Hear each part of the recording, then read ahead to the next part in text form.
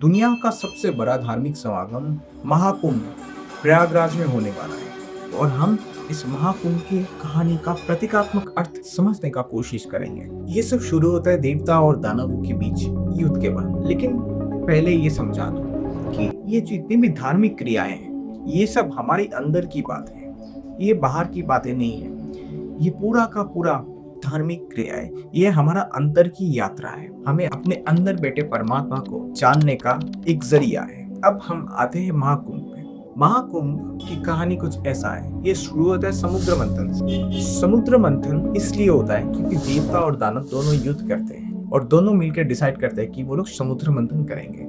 अब ये समुद्र मंथन में क्या होता है कि एक तरफ देवता होते हैं, एक दूसरी तरफ दानव होते हैं और मिडिल में होता है मंदारा पर्वत, जिसको वासुकी सांप से बांध के वो लोग मंथन करते हैं। अब इसका प्रतीकात्मक अर्थ समझते हैं। इसमें क्या होता है, ये जो समुद्र मंथन हो रहा है, ये असल में एक प्रतीकात्मक चीज है। ये असल में हमारा आत्ममंथन की बात हो रहा है। यहाँ पे देवता और दानव दोनों ही हमारे पॉजिटिव और नेगेटिव साइड को दर्शाते हैं और जो मंदारा पर्वत है वो हमारे कंसंट्रेशन को दर्शाता है। मंदारा दो शब्द से बना, मन और धारा। जब मन धारा में बहता है तभी हम कंसंट्रेटेड होते हैं और बिना कंसंट्रेशन का कोई भी धार्मिक क्रिया नहीं हो सकता। तो जब भी हम अपने आत्म मंथन की ओर बढ़ते हैं तभी जाके जो पहला रुकावट आता है वो होता है हमारे अंदर जो निगेटिविटी है, उससे हमें परिचय होता है। और इस निगेटिविटी को हलाहल से दर्शाया गया समुद्र मंथन में। तो जब समुद्र मंथन शुरू होता है तब सबसे पहले जो चीज निकलता है वो है हलाहल, विष। और इस विष को देख के सभी लोग, देवता और दानव दोनों ही डर जाते हैं। उसके बाद उन लोगों के पास दो चॉइस होता है, या तो वो समुद्र मंथन को छोड़ दे या फिर इसको कंटिन्यू करें। वैसे ही हमारा जीवन में भी जब भी हम अपने आत्म मंथन शुरू करते हैं तब इनिशियली जो हम अपने आप को देखते हैं तब हमारे अंदर में जितने भी नेगेटिव और टॉक्सिक चीजें हैं उन सब के साथ परिचय होता है। और तब हमारे पास भी दो ही ऑप्शन होते हैं, या तो हम अपने आत्म मंथन को कंटिन्यू करें या फिर छोड़ दें डर के मारे। तभी जाके हमें एक गुरु की जरूरत होता है और गुरु का काम ही होता है हमारे अंदर जितनी भी निगेटिविटी है उन सबको अपने पे संभाले।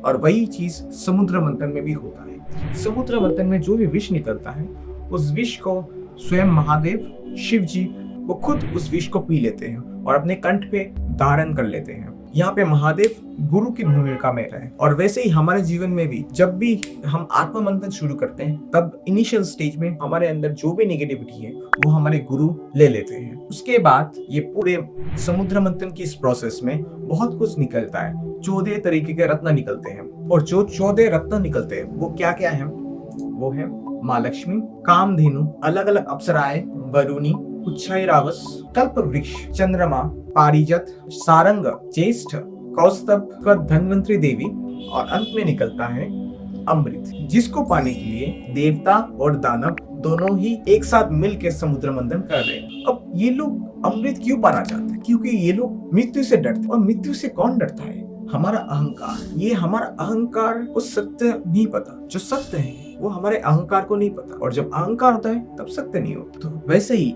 जब भी हम आत्म मंथन में उतरते हैं तब अपने आत्म मंथन करते वक्त हमें बहुत सारा चीज मिलता है जिससे हम मोहित हो सकते हैं, चाहे वो पैसा हो, कोई शौक हो और बहुत कुछ।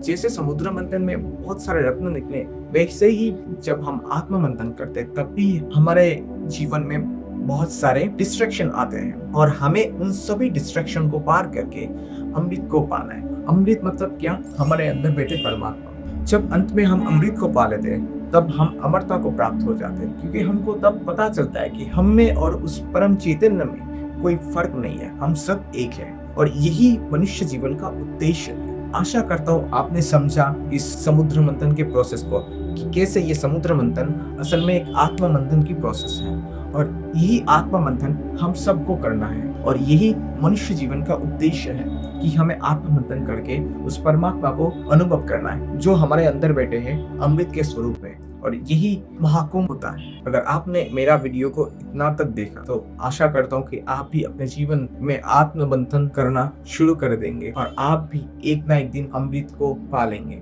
इसी बात के साथ इस वीडियो को आपके अंदर बैठे अमृत स्वरूप परमात्मा को नमन करके खत्म करता हूँ। धन्यवाद।